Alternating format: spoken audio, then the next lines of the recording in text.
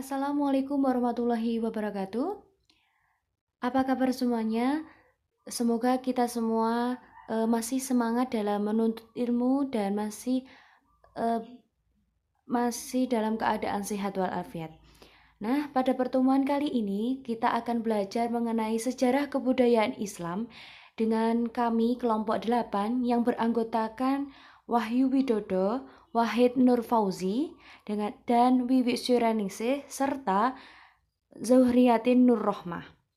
Pada kali ini, teman-teman semuanya, kita akan belajar mengenai eh, perkembangan dari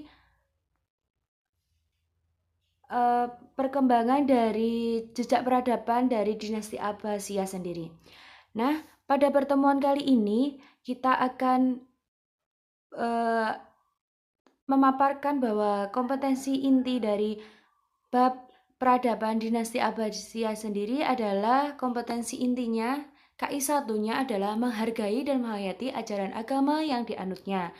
KI 2, menghargai dan menghayati perilaku jujur, disiplin, tanggung jawab, peduli, atau toleransi dan gotong royong, santun, percaya diri dalam berinteraksi secara efektif dengan lingkungan sosial dan alam dalam jangkauan pergaulan serta keberadaannya.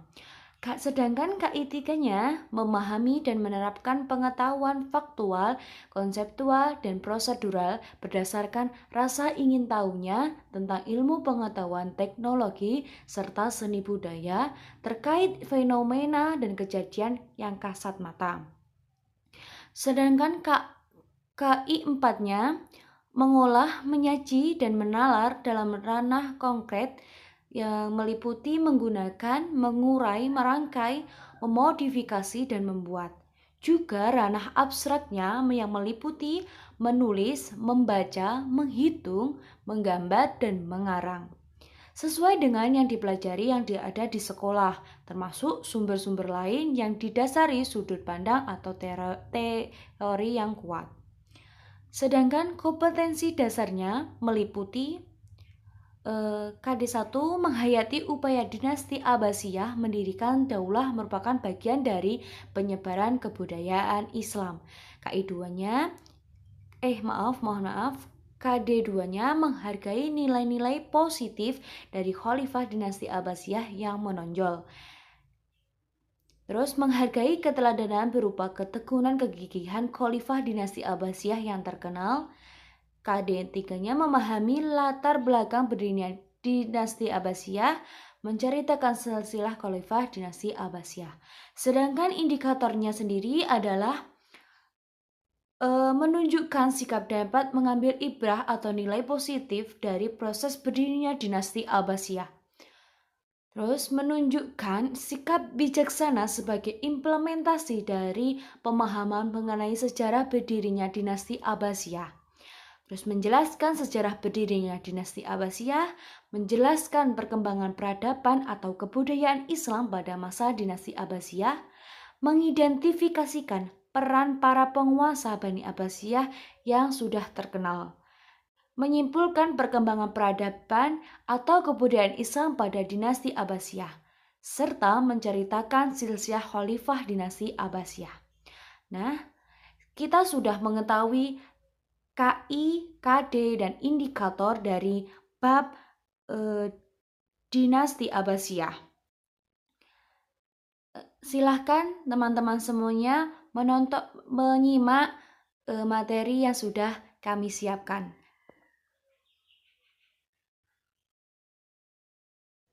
Assalamualaikum warahmatullahi wabarakatuh.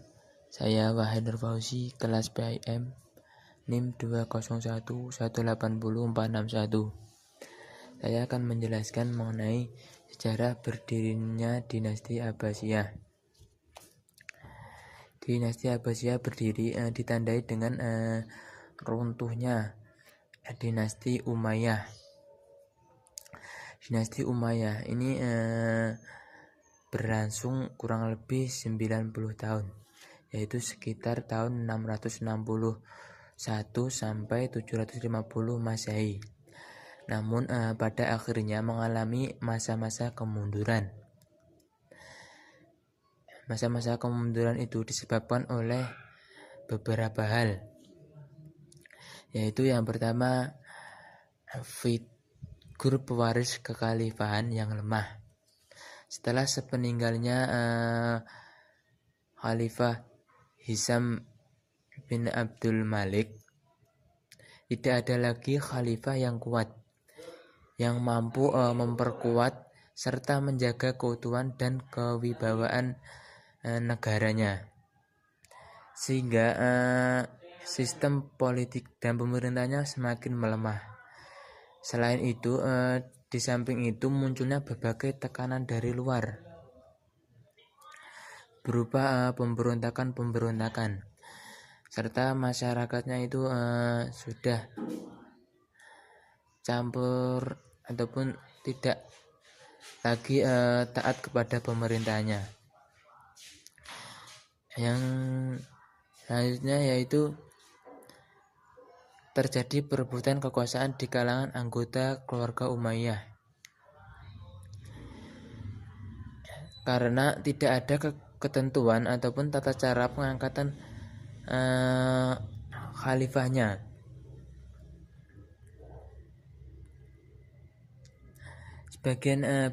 Sebagian besar Bani Umayyah itu mengangkat lebih dari seorang putra mahkota. Jadi lebih dari seorang putra mahkota. Biasanya putra tertua diwajibkan terlebih dahulu untuk menduduki tatanya. Setelah itu wasiat dilanjutkan kepada putra yang kedua dan ketiga, ataupun salah seorang kerabat khalifah, seperti paman atau saudaranya.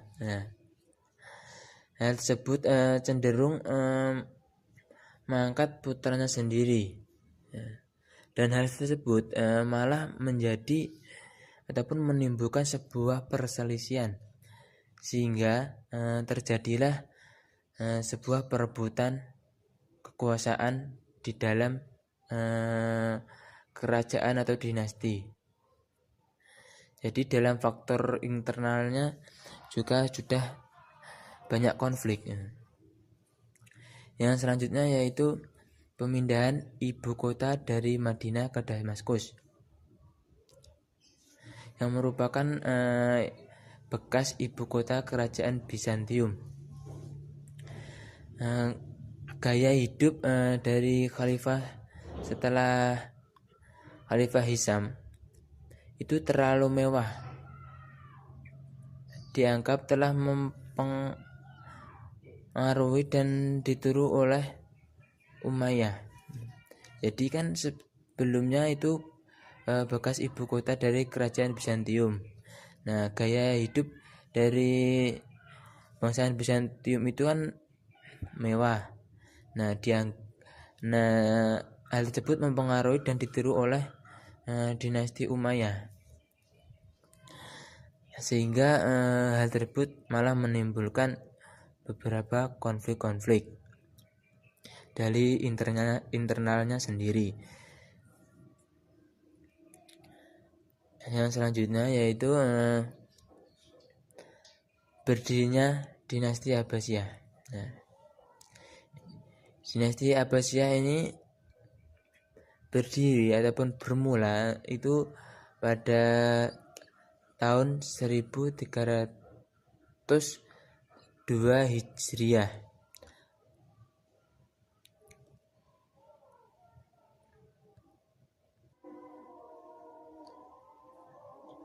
Keruntuhan dinasti Umayyah menjadi tonggak awal berdirinya dinasti Abbasiyah. Upaya mengalahkan dinasti Umayyah dilatar belakangi pemikiran tentang siapa yang berhak memimpin setelah Rasulullah meninggal. Pada keluarga Abbas melakukan berbagai strategi dan persiapan, salah satunya dengan mempropaganda bahwa orang-orang Abbasiyah itu lebih berhak daripada Bani Umayyah atas kekhalifahan Islam. Mereka adalah keturunan Bani Hashim yang nasabnya lebih dekat dengan Nabi Muhammad SAW.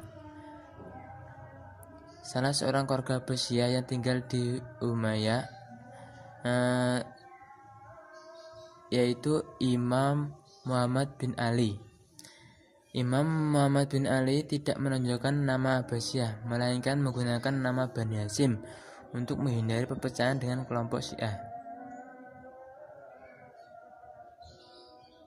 Untuk melakukan propaganda, diangkatlah 12 propagandis yang tersebar di berbagai wilayah, seperti Khurasan, Kufah, Irak, dan Makkah. Gerakan dan propaganda yang dimotori oleh Muhammad bin Ali mendapat sambutan yang luar biasa dan tanggapan positif dari masyarakat. Begitu juga dengan dari golongan Mawali.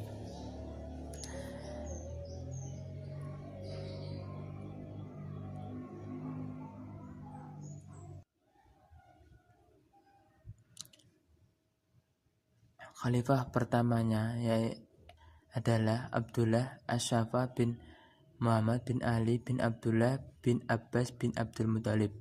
Dinamakan dinasti Abbasiyah karena para pendirinya adalah keturunan Abbas ibnu Abdul Muthalib, paman Nabi Muhammad SAW. Masa kekuasaan dinasti Abbasiyah berlangsung dalam rentang waktu yang panjang, yaitu tahun 1302 Hijriah sampai dengan 656 Hijriah. Dinasti Umayyah telah berhasil membawa kejayaan dunia Islam, mulai dari Asia Barat, Asia Tengah, Asia Selatan, Afrika Utara hingga sampai ke Eropa.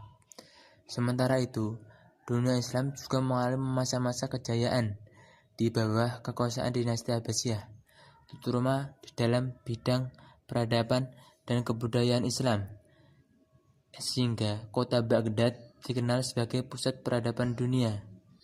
Mungkin itu saja yang bisa saya sampaikan, kurang lebihnya mohon maaf. Selanjutnya akan disampaikan oleh rekan saya. Bismillahirrahmanirrahim. Assalamualaikum warahmatullahi wabarakatuh. Perkenalkan, nama saya Wahyu Widodo. Saya dari kelas PAIM semester 5 dengan NIM 201180462.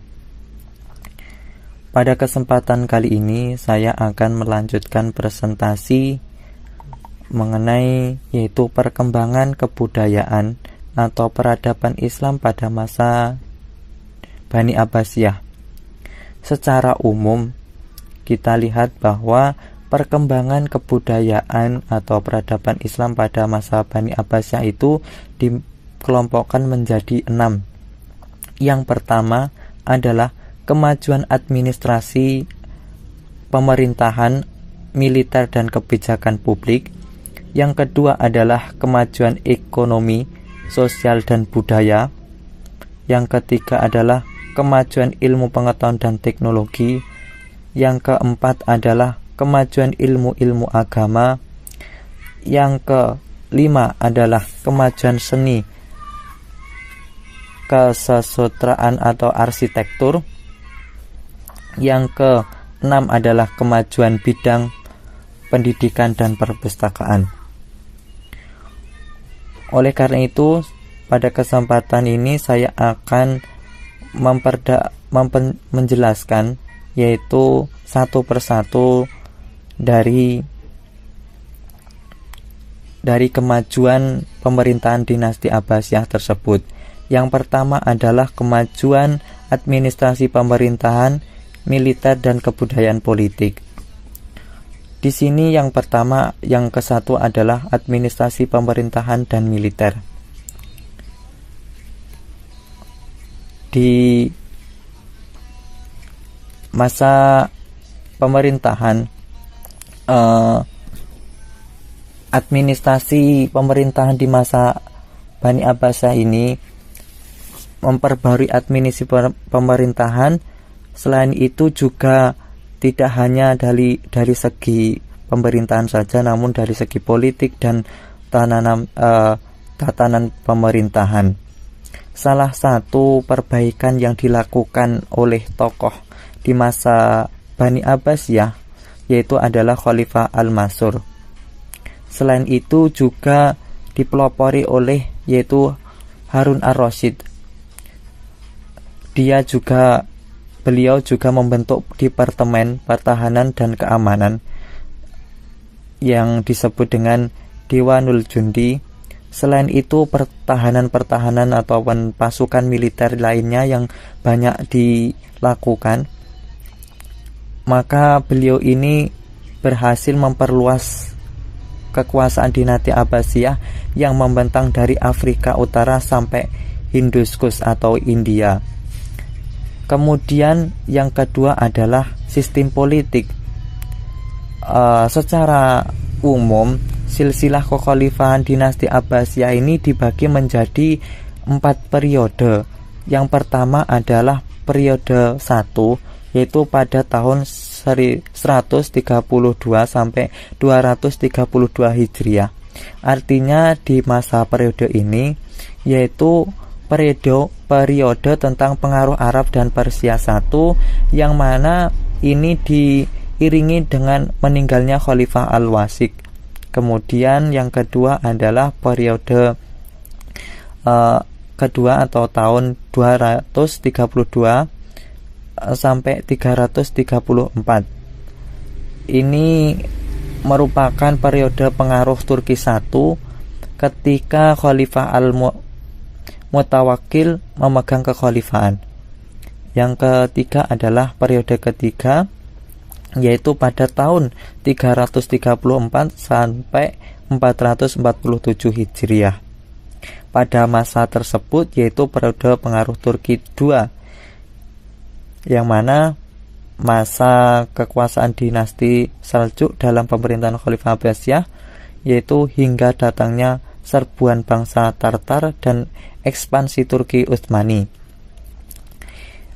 Mengenai kemajuan administrasi, pemerintahan, militer, dan kebijakan politik, itu tadi yang saya sampaikan. Kemudian kita akan melanjutkan yaitu kemajuan bidang sosial, ekonomi, dan budaya. Yang pertama adalah bidang sosial, yang mana bidang sosial ini menggambarkan atau dikelompokkan menjadi 2, yaitu secara khusus dan secara umum. Secara khusus ini bahwasanya khalifah dalam sebuah sistem sosialnya itu dibagi dalam keluarga khalifah sendiri, kemudian Bani Hasyim, para pejabat negara, kemudian bangsawan dari yang bukan Bani Hasyim, kemudian Bani Quraisy, dan petugas khusus seperti anggota tentara dan para pegawai istana. Itu yang merupakan kelas khusus. Adapun yang kelas umum yaitu terdiri dari para seniman, para ulama, fuqaha, dan para penjaga dan lain sebagainya, para tukang dan petani. Itu merupakan sebuah sistem sosialnya. Kemudian yaitu sistem ekonomi, bahwa perekonomian pada masa Abbasiyah ini digerakkan oleh perdagangan dan pertanian, yang mana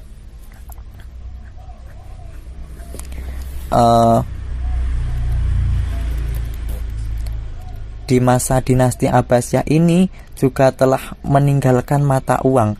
Artinya bahwa sistem ekonomi yang di masa Bani Abbasiyah ini merupakan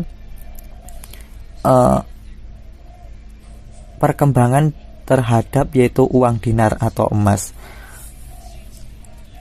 Adapun Khalifah Abbasiyah yang mengeluarkan dinar adalah Abu al-Abbas Abdullah bin Muhammad pada tahun 749 Masehi. Kemudian kita lanjutkan dengan kemajuan bidang sistem budayanya ya, yaitu di sini bahwasanya di masa dinasti Abbasiyah terjadi pencampuran Arab dan non-Arab selama perluasan wilayah. Kemudian dalam sistem budaya yang dilakukan di masa Bani Abbasiyah itu terdapat 4 unsur kebudayaan yang mempengaruhi bangunan kebudayaan yang di masa Abbasiyah. Yang pertama yaitu adalah kebudayaan Persia, kemudian yang kedua adalah kebudayaan India,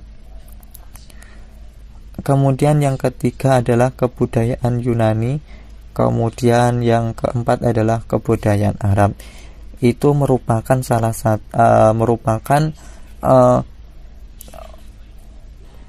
pengaruh bangunan yang terjadi di masa Bani Abbasiyah.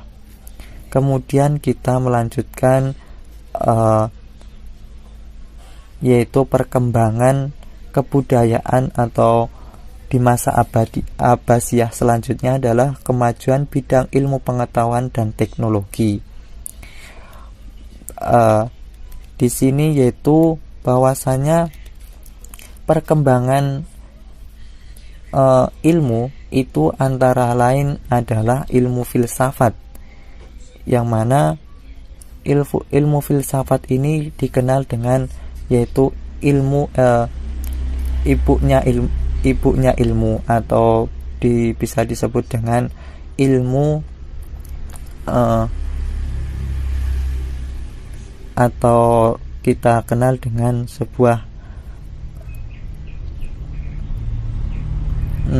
filsafat merupakan yaitu ilmu pengetahuan yang menyelidiki tentang akal budi atau tentang hakikat yang ada. Itu merupakan istilah yaitu ilmu filsafat. Adapun tokoh-tokoh yang muncul di bidang filsafat ini adalah yang termuka atau terkenal adalah Al-Farabi. Kemudian yaitu selain Al-Farabi yaitu Ibnu Rus, kemudian Ibnu Bajjah, kemudian Ibnu Taufi'il. Itu merupakan tokoh-tokoh yang berkembang di masa Bani Abbasiyah yang nanti insya Allah akan dijelaskan selanjutnya oleh teman saya mengenai tokoh-tokoh tersebut. Selanjutnya yaitu kita akan membahas tentang ilmu kedokteran. Ilmu kedokteran ini mendapat perhatian yang lebih atau terhormat di masa Abbasiyah, karena pada masa Khalifah Harun ar-Rasyid ini telah tersedia yaitu atau muncul banyaknya kedokteran, yaitu sampai 800 dokter. Kemudian ada beberapa ilmuwan yang di bidang kedokteran ini, antara lain yaitu Ar-Razi atau bisa dikenal dengan Razes, kemudian Ibnu Sina. Beliau ini juga dikenal dengan tokoh kedokteran. Kemudian yang selanjutnya ialah Ali bin Robban atau Bari. Itu merupakan tokoh-tokoh dalam ilmu kedokteran. Yang selanjutnya yaitu adalah tokoh atau ilmu matematika. Di ilmu matematika, tokoh yang termuka atau terkenal ialah Al-Khawarizmi, atau merupakan beliau ini dalam ilmu hitung atau penemu angka 0. Itu merupakan tokoh Al-Khawarizmi. Kemudian selanjutnya tokoh yang di perkembangan atau ilmu matematika itu adalah ada Umar Khayyam. Itu merupakan pemegang buku tentang Al-Jabar. Seperti itu. Kemudian yang selanjutnya ialah ilmu astronomi. Ilmu astronomi dalam Islam disebut ilmu falak. Artinya ilmu tentang yang mempelajari tentang benda-benda langit seperti matahari, bulan, bintang, atau planet-planet yang lainnya. Adapun tokoh astronomi muslim pertama adalah yang dikenal dengan yaitu Muhammad Al-Fazani. Ia dikenal sebagai pembuat astrolab. Kemudian tokoh lainnya adalah seperti Ali bin Isa Al-Ustarlabi, kemudian yaitu Al-Battani alias Al-Battanius dan lain sebagainya. Kemudian yaitu ilmu sejarah. Pada masa dinasti Abbasiyah, kajian sejarah masih terpusat pada tokoh atau peristiwa tertentu, misalnya seperti yaitu sejarah hidup Nabi Muhammad, kemudian para sahabat dan lain sebagainya. Adapun tokoh yang atau ilmuwan di bidang sejarah ini antara lain di antaranya yang pertama yaitu Muhammad bin Ishaq bin Yasar atau dikenal dengan Ibnu Yasar atau Ibnu Ishaq, saya ulangi, yaitu dikenal dengan Ibnu Ishaq. Kemudian ilmu bumi atau geografi. Antara ilmu bumi dan astronomi ini keduanya saling berkaitan, maka tidak bisa dipisahkan. Oleh karena itu, salah satu perkembangan geografi di dunia Islam dimulai ketika Khalifah Al-Ma'mun pada tahun 813 sampai 833 Masehi. Kemudian tokoh-tokoh lainnya di bidang geografi ini seperti yaitu Al-Dinawari, Hamdani, Ahmad bin Fadlan dan lain sebagainya. Itu merupakan tokoh-tokoh ilmu bumi atau geografi. Kemudian kita akan melanjutkan yaitu perkembangan kebudayaan di masa Baniyah tentang kemajuan bidang ilmu-ilmu agama. Yaitu yang pertama, bahwasanya kita tahu perkembangan agama yang dimaksud di sini bukan hanya tentang ilmu keagamaan saja, namun juga yaitu tadi banyaknya ilmu pengetahuan umum dan lain sebagainya. Namun kita ketahui bahwasanya kemajuan ilmu agama ini sudah dimulai pada dinasti Umayyah. Namun di saat masa dinasti Abbasiyah ini mengalami perkembangan dan kemajuan yang sangat luar biasa. Munculnya para ulama-ulama besar yang termuka dan karya-karya yang agung. Salah satu ilmu di perkembangan ilmu di masa Baniyah yaitu ilmu hadis. Kita tahu bahwasanya hadis merupakan sebuah sumber hukum kedua setelah Al-Quran, yang atau kita kenal dengan hadis merupakan yaitu ucapan, perkataan, perbuatan Nabi Muhammad SAW yang mana dapat kita yang sebagai kita untuk diteladani.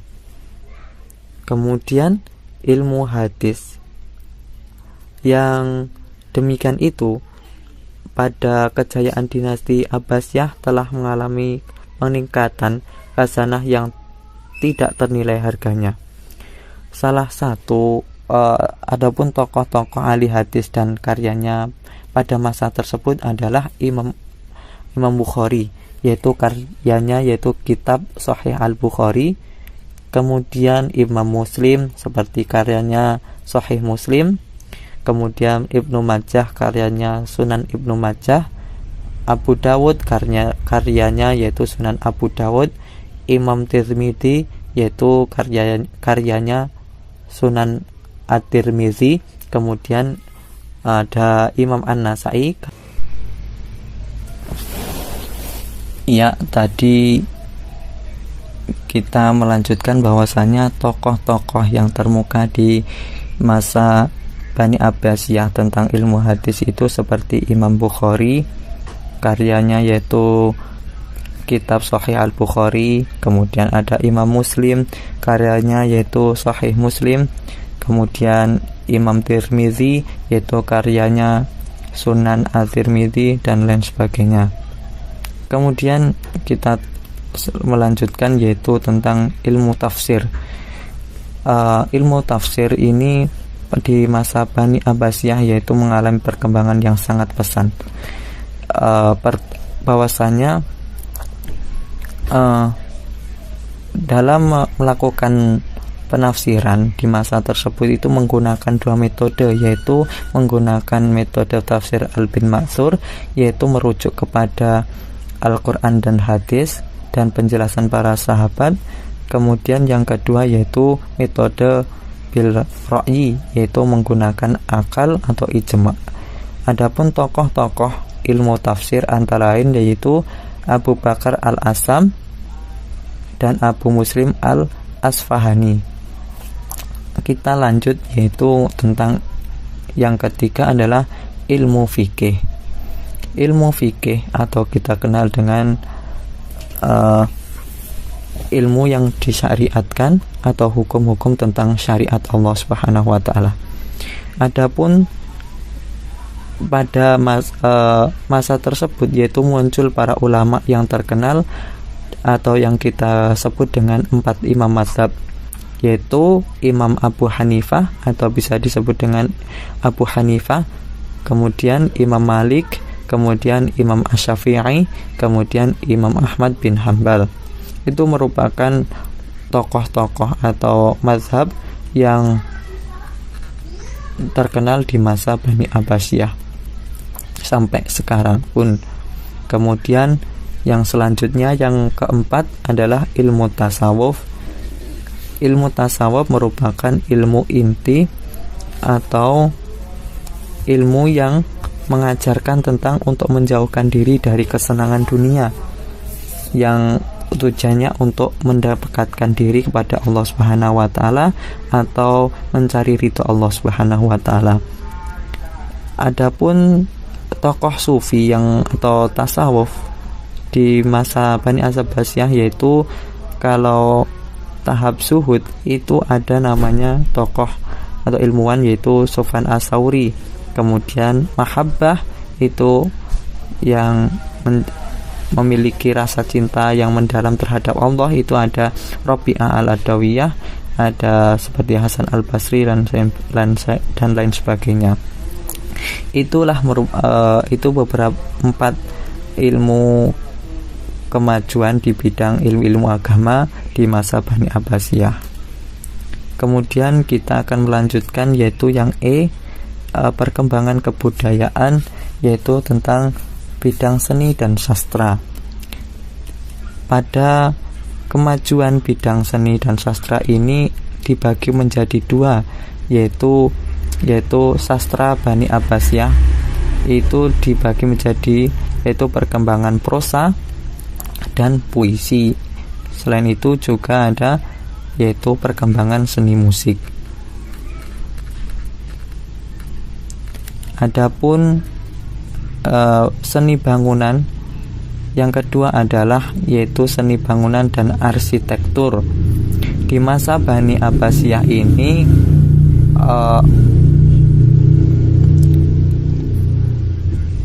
telah meninggalkan beberapa warisan arsitektur Islam yang mengagumkan, yaitu yang pertama adalah bangunan dan arsitektur masjid, yang mana beberapa masjid yang dibangun di masa Bani Abbasiyah itu adalah Masjid Samarok di Baghdad, kemudian Masjid Ibnu Tulun itu merupakan bangunan arsitektur masjid, kemudian yang B merupakan bangunan dan arsitektur kota, yaitu ada kota Baghdad, itu merupakan bangunan arsitektur kotanya. Kemudian yang B itu merupakan bangunan dan arsitektur kota. Yang pertama adalah yaitu yang dibangun di masa Bani Abbasiyah, yaitu kota Baghdad. Kemudian yang kedua adalah kota Samarok. Kota Samarok ini tersebut itu pernah menjadi ibu kota dinasti Abbasiyah dan sekarang mengganti kota Baghdad. Kemudian yang C adalah bangunan dan arsitektur istana. Itu merupakan ketiga seni bangunan dan arsitektur di masa Bani Abbasiyah. Yang terakhir adalah perkembangan kebudayaan di masa Bani Abbasiyah, yaitu tentang kemajuan bidang pendidikan dan perpustakaan. Yaitu di sini ada yaitu pendidikan. Pada masa Abbasiyah, yaitu pendidikan ini tidak dilakukan belum ada sekolahnya ataupun tempat untuk secara khusus. Namun di masa Bani Abbasiyah ini malah dalam menyelenggarakan pendidikan ini dilakukan di masjid. Jadi fungsi masjid di masa Bani Abbasiyah tersebut itu masih digunakan untuk pendidikan, tidak hanya digunakan dalam ibadah saja. Kemudian yang kedua adalah yaitu perpustakaan.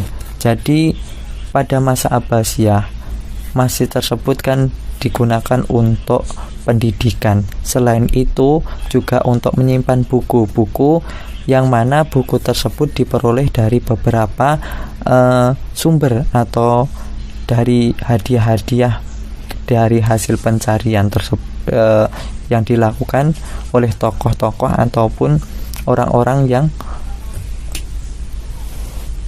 di masa Bani Abbasiyah, mungkin seperti itu. Kemudian itu tadi yaitu bab tentang perkembangan pendidikan dan perpustakaan. Mungkin itu yang dapat saya sampaikan mengenai tentang perkembangan dan kebudayaan peradaban Islam di masa Bani Abbasiyah. Mungkin cukup sekian dari saya, kurang lebihnya mohon maaf. Sekian, terima kasih. Assalamualaikum warahmatullahi wabarakatuh. Sebelum melanjutkan materi pada kali ini, perkenalkan nama saya Wiwi Suryaningsih dengan nomor induk mahasiswa 201180463. Nah, sebelumnya tadi kita semuanya sudah belajar mengenai sejarah berdirinya Daulah Abbasiyah, perkembangan kebudayaan peradaban Islam pada masa Bani Abbasiyah. Nah, sekarang kita akan belajar mengenai tokoh-tokoh Muslim dan peranannya dalam kemajuan peradaban Islam pada masa Bani Abbasiyah. Yang kita bahas nanti adalah dalam bidang kedokteran, bidang filsafat, bidang matematika, bidang astronomi, bidang bahasa dan sastra, bidang tafsir Al-Quran, bidang hadis, dan bidang ilmu fikih. Nah, yang kita bahas pertama adalah bidang kedokterannya. Dalam bidang kedokterannya ada 3 tokoh yang terkenal di dalamnya, yaitu ada Zakaria Ar-Razi, Ibnu Musawwai, Ibnu Sina. Yang kita bahas pertama adalah Zakaria Ar-Razi. Zakaria Ar-Razi ini lahir pada tahun 809 Masehi di kota Rai di dekat Teheran di negara Iran. Beliau dikenal sebagai dokter dan pemimpin sebuah rumah sakit rumah sakit penemuannya tersebut. Dalam penemuannya itu Zakaria Ar-Razi ini menemukan sebuah penyakit, yaitu penyakit cacar. Cacarnya adalah terdiri cacar air, cacar merah. Ini biasanya disebut dengan penyakit smallpox yang membawa namanya penemuan penyakit ini yang membawakan namanya ini sebagai terkenal karena beliau adalah salah satu sarjana pertama yang meneliti penyakit cacar tersebut. Yang kedua penemuannya adalah air raksa, yang mana sampai saat ini air raksa masih digunakan dalam bidang kedokteran. Yang ketiga penemuannya adalah diagnosa hipertensi, yaitu dokter pertama kali yang mendiagnosa penyakit darah tinggi. Nah, yang kita bahas kedua adalah tokoh Ibnu Musawwai. Nama aslinya adalah Zakaria Yuhana bin Musawwah, merupakan dokter yang masyhur pada tahun 9 Masehi. Karirnya dimulai sejak masa Khalifah Harun ar-Rasyid sampai Al-Mutawakkil. Karyanya meliputi An-Nawadir At-Tibiyah, merupakan kumpulan operisme medis, dan kitab Al-Azmina merupakan deskripsi tentang ragam muslim sepanjang tahun.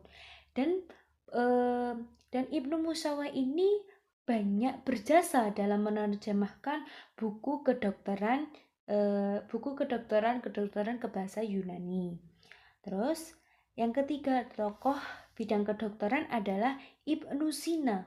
Ibnu Sina ini di dunia barat sering dikenal sebagai nama Avicenna karena karyanya ini sudah mencapai 200 karya ya, meliputi filsafat kedokteran, geometri, astronomi, biologi, dan bahkan dalam bidang kesenian pun juga punya.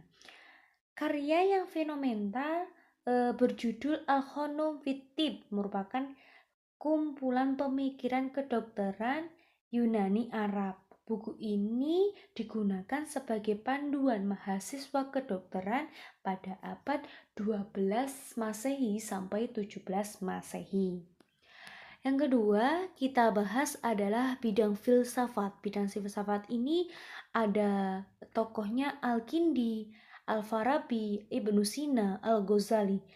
Yang pertama Al-Kindi. Al-Kindi ini beliau adalah orang Islam pertama kali yang mendalami ilmu filsafat karena pada tahun 7 Masehi itu masih didominasi pada orang-orang Kristen yang mendalami ilmu filsafat ini.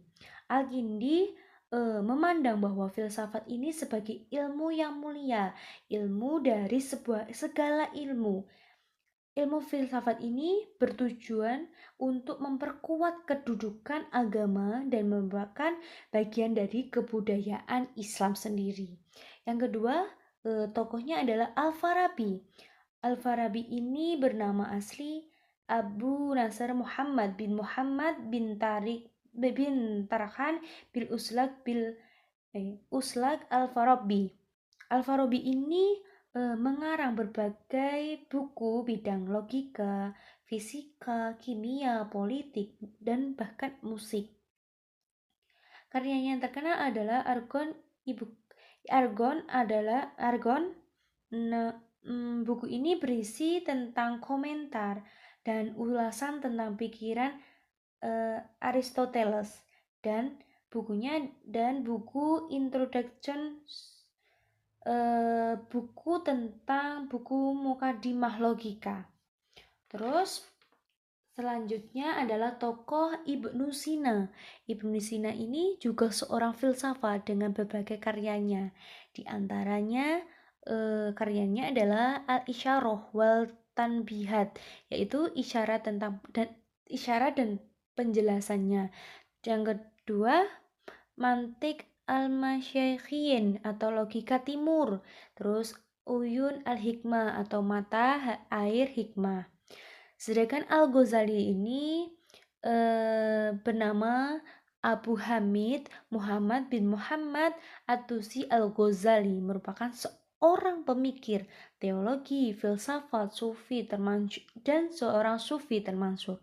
Karyanya cukup banyak juga seperti Maqasid Al-Walasiyah atau tujuan dari filsafat sendiri, terus Tahafut Al-Falasiyah atau kekacauan para filsafat, dan Al-Mu'iz min Ad-Dalal atau penyelamat dari kesesatan. Terus yang kita pelajari adalah bidang matematika.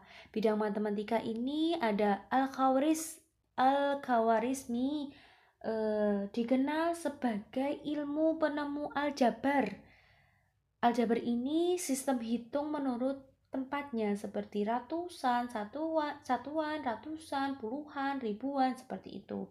Karyanya yang terkenal adalah Al-Mukhtasar fi Hisab Al-Jabr wa Al-Muqabbalah. Sedangkan Abu Kamil Suja ini merupakan penerus dari Al-Khawarizmi. Merupakan Abu Kamil ini ahli aljabar tertua setelah Al-Khawarizmi ini. Karyanya adalah Kitab Fil Aljam wa Tafriq tentang penambahan dan pengurangan, dan Kitab Al-Khataya tentang kesalahan, dan lain-lainnya, masih banyak lagi juga. Yang keempat kita pelajari adalah bidang astronomi. Bidang astronomi ini yang kita bahas pertama adalah tokoh Musa Ibrahim Al-Fazari. Astronomi ini tokoh astronomi ini pertama kali orang Islam yaitu Musa Ibrahim Al-Fazari ini yang ditugaskan oleh Khalifah Abu Ja'far Al-Mansur untuk menerjemahkan risalah astronomi berasal dari India. Pada saat itu pada tahun 830 Masehi, para muslim mampu membuat teropong bintang sebagai perlengkap pengetahuan di sana. Terus Al-Faraghani ini ikut serta dalam pengukuran derajat lintang bumi. Jadi Al-Faraghani ini mengikuti pengukuran derajat lintang bumi yang memulai penelitian juga pada tahun 829 Masehi. Karyanya cukup banyak juga seperti Harokat Az-Zamawiyah An-Nujum atau asas ilmu bintang, dan usul ilmu An-Nujum atau pengetahuan tentang ilmu bintang. Sedangkan Al-Batani ini tokoh yang penerus dari Al-Faraghani dalam observasinya tentang astronomi yang dibangun Al-Makmum. Contohnya karyanya seperti Aziz atau berisi uraian astronomi dan dilengkapi dengan tabel-tabel. Sedangkan dalam bidang bahasa dan sastra yang ada tokoh Ibnu Muhaffah, Imam Sibawayh, dan Abu Nawas. Yang kita bahas Ibnu Muhaffah adalah pengarang Arab berkebangsaan Persia, merupakan orang pertama yang menerjemahkan karya sastra tentang kebudayaan India dan Persia Arab, dan orang pertama juga melahirkan karya-karya prosa dalam bahasa Arab.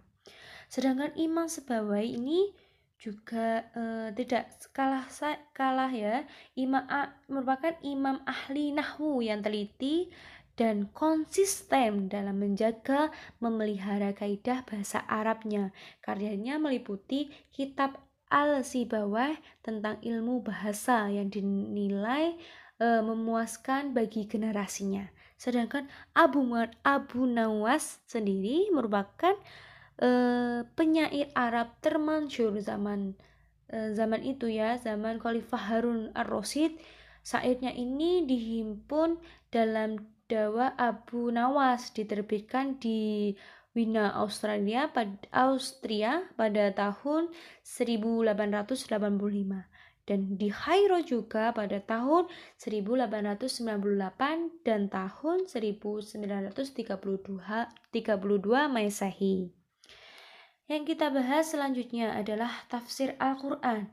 Tafsir Al-Quran ini pada masa Abbasiyah bermunculan ya, karena karyanya ini di bidang tafsir untuk dipelajari, untuk dipelajari generasi-generasi berikutnya. Adapun tokohnya adalah Imam Zamakhsyari. Karyanya tafsir Al-Kashaf disusun berdasarkan gaya bahasa Al-Qur'annya. Dan Imam Abu Sa'id karyanya tafsir Al-Baldawi dan tafsir Anwarut Tanzil.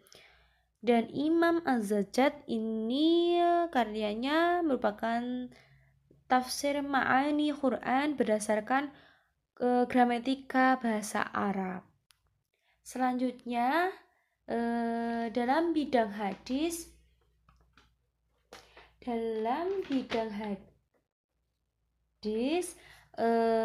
merupakan Imam Bukhari, Imam Muslim, Imam Abu Daud, Imam Tirmidzi. Imam Bukhari sendiri karyanya cukup sangat banyak, seperti Sahih Bukhari ada 8.122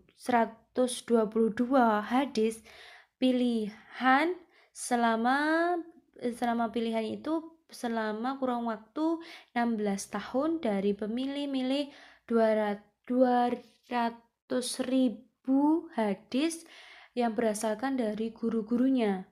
Terus sedangkan Imam Muslim sendiri ada karyanya Sahih Muslim dengan 7.273 hadis dengan seleksi 300.000 hadis. Dan Musnad Kabir tentang hadis dan ilmu hadis, Jami'ul Kabir tentang kumpulan hadis juga. Sedangkan sekarang Imam Abu Daud karyanya meliputi Sunan Abu Dawud menghimpun 4.800 hadis dengan seleksi 500.000 hadis. Dan selanjutnya adalah Imam Tirmidzi. Imam Tirmidzi ini karyanya memuat hadis 3.956 pilihan dari seleksi ribuan hadis, banyak hadis yang telah diseleksi. Yang terakhir, dalam bidang ilmu fikih ada 3 imam. Ada Imam Hanafi, Imam Maliki, dan Imam Syafi'i. Imam Hanafi ini beliau lahir pada tahun 699 Masehi di Kufah dan meninggal di Baghdad pada tahun 776 Masehi. Selain belajar fikih, beliau ini juga mendalami hadis dan tafsir, merupakan ilmu yang saling berkaitan dengan ilmu fikih. Ilmu hadis dan tafsir ini saling berkaitan untuk menemukan ilmu-ilmu fikih. Sedangkan untuk menetapkan hukum fikih ini, beliau bersumberkan pada Al-Quran, hadis, sahabat, ijma, dan qiyas, dan lain-lainnya. Sedangkan Imam Malik sendiri, beliau lahir di Madinah tahun 715 Masehi dan meninggal pada tahun 795 Masehi juga di Madinah meninggalnya. Kitab termasyhurnya meliputi Al-Muwatta atau kitab hukum Islam tertua berasal dari yang berisikan tentang hadis dan fikih. Terus selanjutnya adalah Imam Syafi'i ya. Imam Syafi'i ini lahir pada tahun 767 Masehi di Gaza dan meninggal di Fusfat di Kairo pada tahun 820 Masehi. Sedangkan karyanya cukup juga banyak ya, seperti Ar-Risalah tentang usul fikih, Al-Um tentang membahas fikih dengan menyeluruh. Nah, itu merupakan tokoh-tokoh muslim dan peranannya dalam kemajuan peradaban Islam pada masa Bani Abbasiyah. Terima kasih. Bismillahirrahmanirrahim. Assalamualaikum warahmatullahi wabarakatuh. Perkenalkan, nama saya Zuhriyati Nur Rahmah, NIM 2011800473.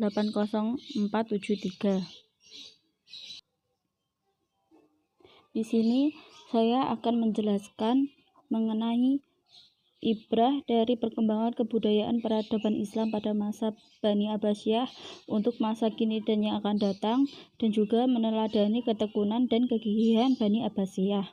Yang pertama adalah mengambil ibrah dari perkembangan kebudayaan peradaban Islam pada masa Bani Abbasiyah untuk masa kini dan yang akan datang. Yang pertama adalah selalu berpegang teguh kepada Al-Quran dan Sunnah supaya selamat dunia akhirat.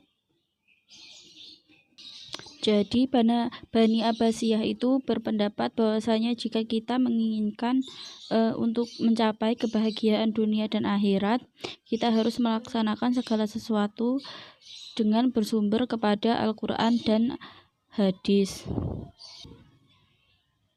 Kemudian seorang muslim harus mengindahkan anjuran Nabi agar menuntut ilmu dari kanak-kanak hingga meninggal. Maksudnya itu kita diwajibkan untuk menuntut ilmu dari masih kecil sampai kita meninggal sesuai dengan anjuran Nabi.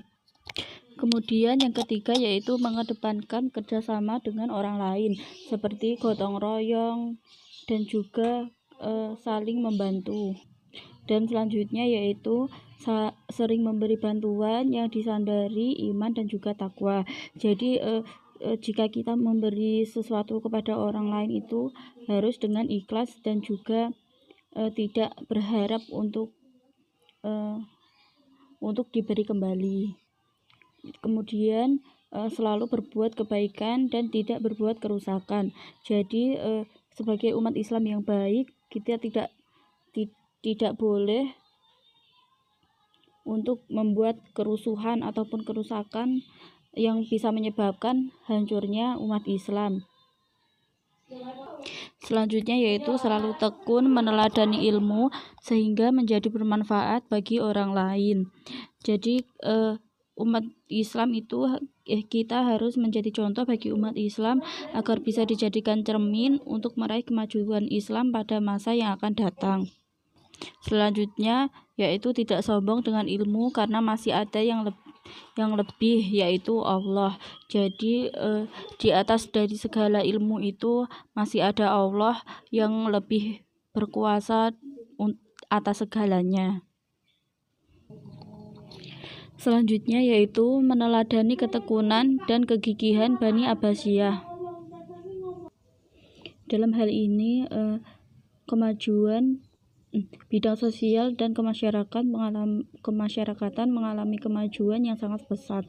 Di antaranya yaitu munculnya berbagai kelompok dalam masyarakat yang semakin heterogen baik suku, bangsa, etnis, agama dan sebagai unsur warga negara.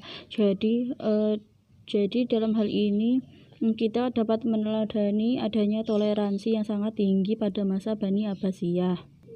Sampai perkembangan ilmu yang sangat pesat juga terjadi pada masa Bani Abbasiyah ini, sehingga pada masa ini disebut dengan masa keemasan Islam.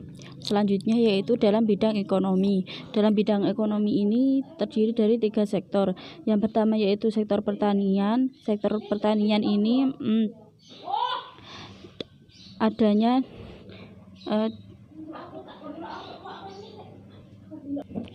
telah dibangun banyak bendungan dan kanal-kanal irigasi dan terusan. Contohnya seperti pada masa Harun al-Rasyid, istri Khalifah Zubaidah yang membangun sebuah bendungan dan terusan yang dapat mengalirkan air ke pemukiman penduduk. Ini bisa kita bisa kita terapkan pada masa sekarang agar bisa menata sektor pertanian dengan baik. Kemudian ada juga dalam sektor perdagangan, yaitu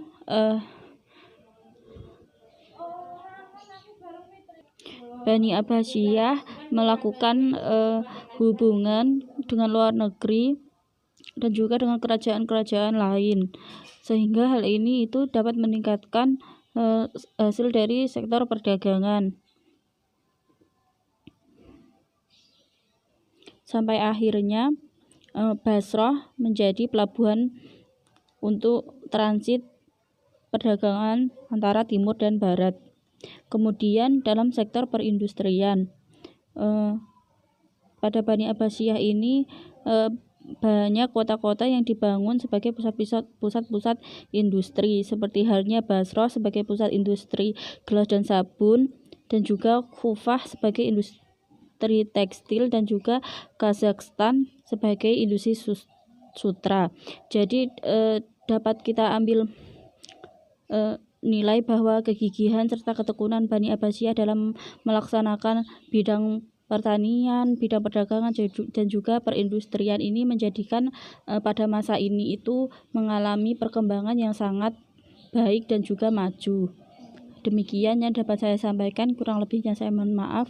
Wassalamualaikum warahmatullahi wabarakatuh. Nah, itu merupakan materi dari kemajuan peradaban Islam pada masa Abbasiyah sendiri. Mungkin sekian materi peradaban dinasti Abbasiyah dari kelompok 8. Semoga teman-teman semuanya, kita semuanya bisa mengambil hikmah dan pembelajaran